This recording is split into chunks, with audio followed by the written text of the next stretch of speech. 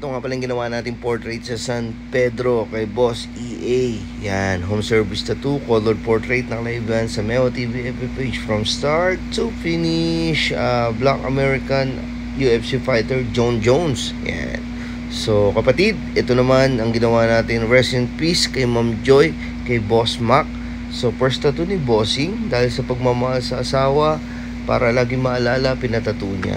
So nagawa tayo ng colored portrait, realism, black and gray. Ito naman ang tatay ni Boss David. Bali buhay pa si tatay. Dahil sa pagmamahal sa tatay niya, gusto niya lagi nakikita at kasama, pinatato niya.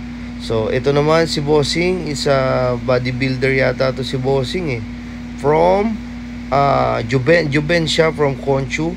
So nagpunta siya shop, gusto niya ng 3D realism Scorpion. Yan. So gumagawa tayo ng realism, photorealism, and ito naman simple tattoo, first tattoo ni Madam Yashaya, ang pangalan ng name niya, it means warrior. And then si Bossing, birthday niya naman, it's a couple tattoo, nice bonding para sa mag-asawa ang pagpapatattoo. So ito naman ang gawa ng pinakapoging artist natin na si Buan. Yan, Aaron B. Yan, colored watercolor, din mga minimalist. Si Omel, marami rin gawa yan. Susunod upload natin.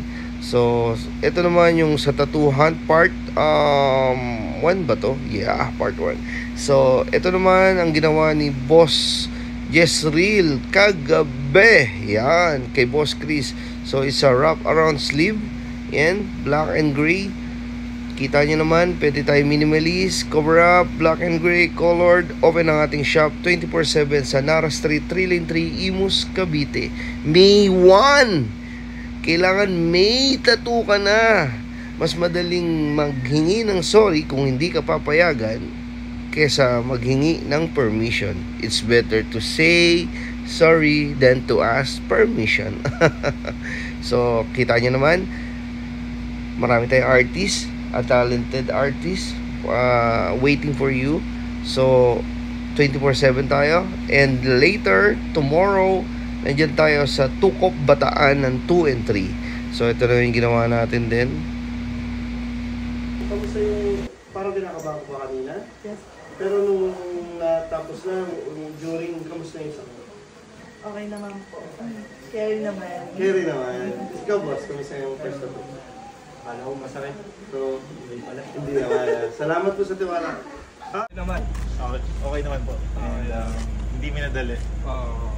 Although kumain ng oras, okay lang din kasi okay naman yung iba. 7 hours din, no? Okay naman. Satisfied. Satisfied, boss. Maraming sa lahat na gusto magpatato, punta lang kayo sa shop natin, 3 Lane 3, Imus, Cavite, Meo Tattoo and Piercing. Kanya si Jessel, si Omer, si Buwan. Happy Tuesday na! Tuko Bataan, May 2 to 3. Boss, Okay, thank you sir. Si boss. Boss, kumusta rin ito mo, boss? Okay na. Ganda na po. Realistic na. Nakita ko sa sarap naman. Much better kesa doon sa maraming macro. Kasi pag binakbaranan mo yung realistic pare, didilim siya tingnan, hindi siya magmumukhang ano. Pero ito mukhang ano. Saka ano yan pare, right placement. Pag gagawa kayo ng ano, right placement. Sa yung tattoo mo pare? Solid boss. Parang manununtok ka. Ano masasabi mo sa mga followers natin na gustong mag-next din? Sa gusto mag-next, dito na kay Boss Meo. Sa ulit magtattoo si Boss. Promise, hindi kayo magsisisi. Ayun, si Jezreel nagtatattoo rin.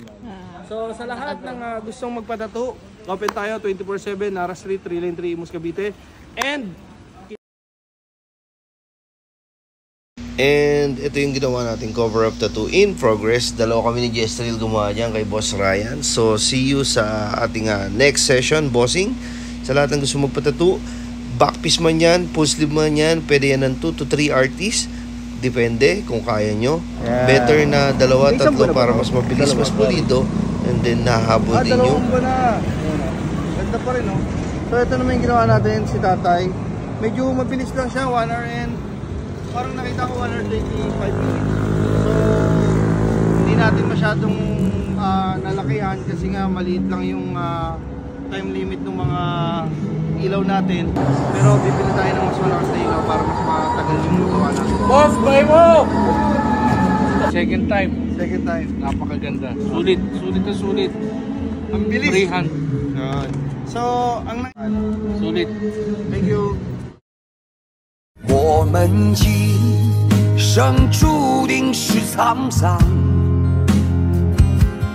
苦之来要笑着走过呀。我们。 What if the song was in Tagalog? Pwede mong titigan dahan-dahan Palapit yung katawan sa tagin Ito matampi na parang tubig na panalo ng papang hinihintay mo Ikaw lamang ang hinihintay ko Wala, sakto lang. Akala ko hindi ko kaya. Masakit. Pero, Unang tattoo niya sa spine, tapos nagpadagdag pa siya dito. Sa bukas daw. budol. So, kita niyo naman 24/7 tayo. Ayun. Meron yan. Si Jello. tsaka si Bukan. Mama lang, satisfied. Oo, kasi una takot ako eh. Oo. Pero okay naman. Ayun, sa lahat ng Maganang kamay. So. Yun! Sa lahat ng gusto magpa-tattoo, face your fear.